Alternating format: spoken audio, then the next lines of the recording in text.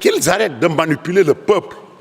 Nous sommes des responsables. 840 conseillers nous ont mis à la tête de ces institutions. Je suis un opérateur économique, je défie qui peut dire le contraire.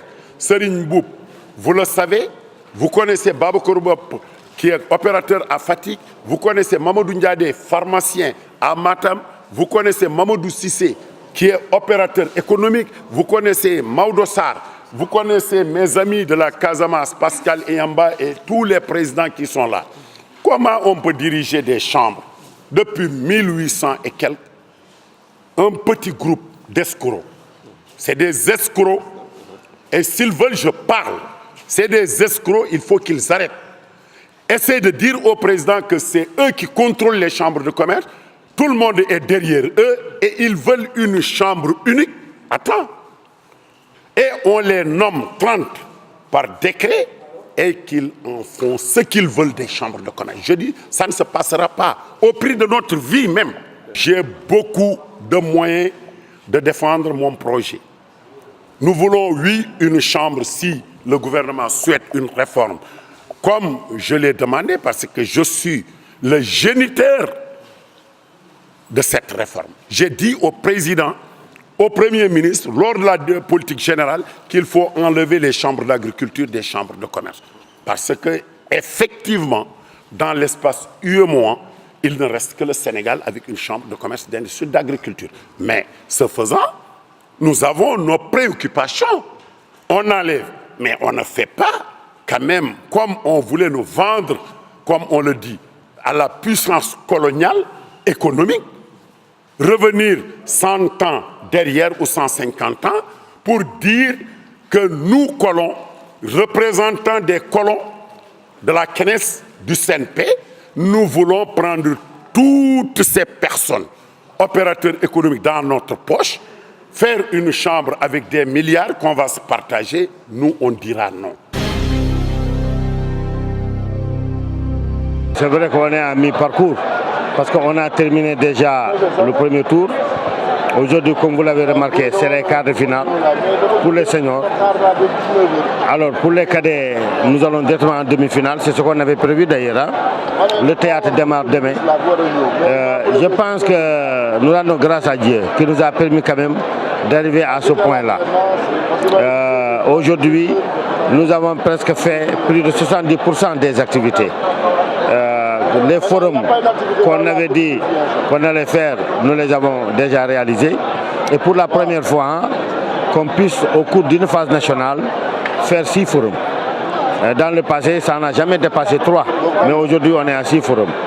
Nous avons aussi organisé un rassemblement pour sensibiliser les populations par rapport aux nouvelles maladies, par rapport aussi au paludisme. Au-delà de cela, le théâtre va démarrer à partir de demain, Inch'Allah. Donc, il ne va rester maintenant que, comment s'appelle encore, les demi-finales, qu'on va jouer après-demain, la finale pour samedi.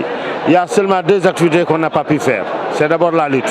La lutte, il y a eu 2 rapports liés à certains décès qui ont eu lieu au niveau de Bignona.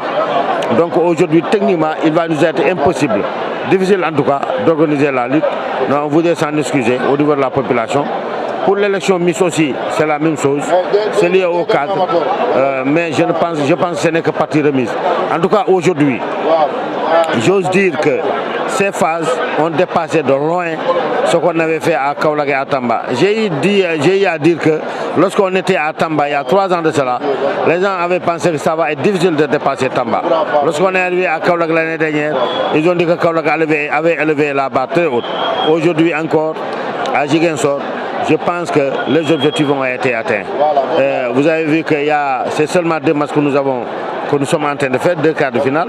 Il y a beaucoup de monde, il y a du bon football, il y a de l'ambiance. Donc on peut dire qu'effectivement les objectifs ont été atteints. Les phases des éliminatoires directs ont débuté avec les quarts de finale qui ont opposé Cap Skirring à Entente Saint-Étienne Relais de Bignona. Les 2 équipes ont fait match nul, 1 but partout à l'issue du temps réglementaire. Elles ont été départagées après la fatidique séance de tir au but, remportée par Cap Skirring par 6 tirs à 5. L'autre équipe de Bignona Bassène s'est également incliné face à la Renaissance de Ziguinchor par 1-0 sur un penalty dès la 20e minute. Quant à l'équipe de Soukoupa Paye, elle a confirmé sa performance en éliminant les Dakarois de Darussalam par l'unique but de la rencontre inscrit par Famara Koli à la 34e minute de jeu. La dernière affiche tant attendue et qui a été explosive, Bendoula contre Diamaguène de Thiès. L'équipe ziguinchoroise, sans doute celle qui a produit le plus beau jeu lors de ses phases nationales, a ouvert la marque avec cette remontée du défenseur, suivie d'une passe en retrait. Puis Karim Benbadji, du plat du pied, donne l'avantage à Bendoula à la 26e minute. 2 minutes plus tard, un centre côté droit amorti de la poitrine de l'auteur du but à Aliou Diatta qui reprend la balle d'une demi-volée en pleine lucarne. Le stade s'enflamme, 2-0 pour Bendoula. En seconde période, les Verts blancs baissent d'intensité et les Dakarois en profitent pour réduire le score sur penalty à la 59e minute. Les Ziguinchorois décident de reprendre les choses en main et aggravent le score à la 76e minute par Moussa Maron à la suite d'un corner. Score final 3-1. Bendoula rejoint ainsi les demi-finales avec les autres équipes de la région de Ziguinchor. Le centre de l'Italie frappé cette nuit par un séisme de magnitude 6,2. Le bilan est lourd, au moins 5 morts et de très nombreux dégâts. La secousse a été ressentie jusqu'à Rome. L'épicentre se trouvait à 10 km au sud-est d'Onoscia, une ville de la région d'Ombrie à environ 150 km au nord-est de la capitale. Selon le maire d'Akumoli, une commune située tout près de l'épicentre, la ville est à moitié détruite. Les secouristes sont à pied d'œuvre pour retrouver d'autres victimes qui seraient toujours prisonnières dans les décombres.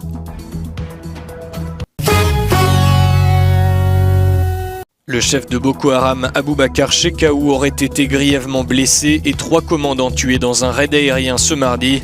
C'est ce qu'a annoncé l'armée nigériane, alors que le chef de la diplomatie américaine John Kerry est en visite au Nigeria. Dans le nord du pays, le secrétaire d'État a réitéré le soutien des États-Unis dans la lutte contre le groupe lié à l'État islamique et mis en garde l'armée nigériane contre l'usage excessif de la force. Battre Boko Haram sur le champ de bataille n'est que le début de ce que nous devons faire, dit-il. Comme l'a écrit l'auteur américain Henry David Thoreau, ils sont des milliers à tailler les branches du mal. Mais un seul frappe la racine. Nous devons nous attaquer aux racines de l'extrémisme violent. Dans la capitale Abuja, John Kerry a félicité le président Muhammadu Buhari pour son début de mandat. Les États-Unis, qui ont gelé les ventes d'armes au Nigeria l'an dernier, envisagent de céder un avion de guerre en gage de reconnaissance. Bonjour à tous et merci de nous rester fidèles pour la revue des titres de ce mercredi 24 août 2016.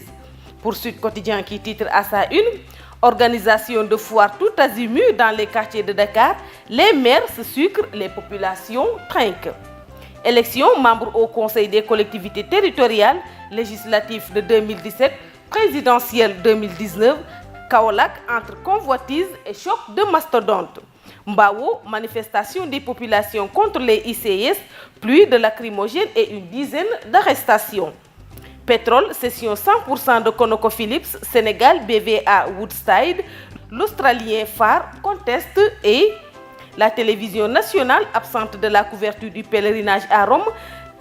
La composition de l'équipe de reporters divise l'Église et la RTS. À la une du Populaire, veille de la Tabaski, menace sur le système de transfert d'argent. Le réseau des prestataires de transfert veut bloquer le système à la veille de la Tabaski. Phare conteste un deal de 450 millions de dollars entre ConocoPhillips et Woodside, déjà une bataille de milliards autour du pétrole sénégalais.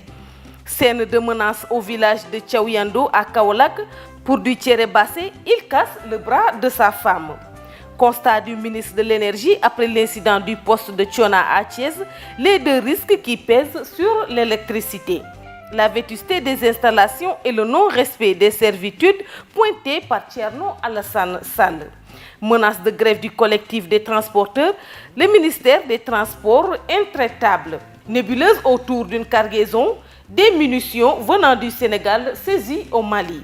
Pour Stade, le quotidien du sport qui titre à sa une, défenseur latéral gauche des Lions qui va suppléer Pape Ndiaye Soirée.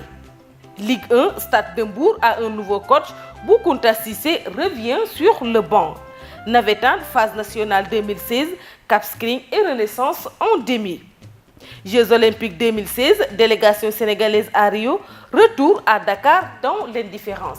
Nous terminons avec Sunulamb qui titre à sa une, tombeur de gris, Baye Mandione, Modou Lo marche sur l'eau. Revanche à Modou Lo, première contre Gris Bordeaux, Balla entre deux feux. Boy Niang 2 sur son combat contre Gouy, ce sera un règlement de compte.